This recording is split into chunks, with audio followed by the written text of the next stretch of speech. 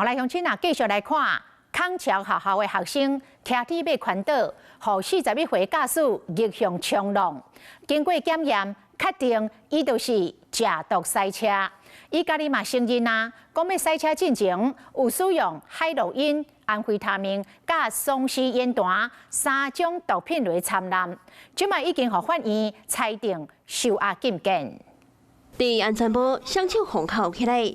伊是4月20日，赛车基隆空桥学生啊，卡达车队41岁姓肖的查甫驾驶，回驾照送检了后，确定伊假毒赛车，将肖姓犯嫌以涉犯刑法公共危险及过失伤害等罪嫌，移送彰化地检署侦办。驾驶承认讲，在赛车前有食海洛因、安非他命，甲俗称是松西烟弹、伊托米酯3种毒品。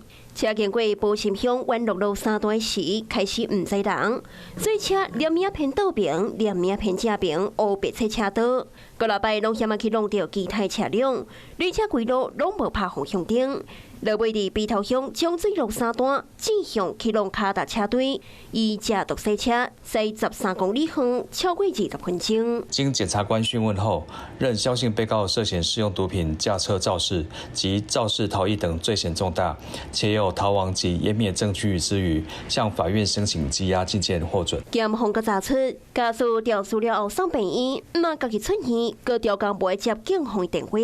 原来这段时间，伊找朋友讨论案情，更加将对话记录态度，想要毁掉证据。安尼嘛是无钱，咱当然就要安怎？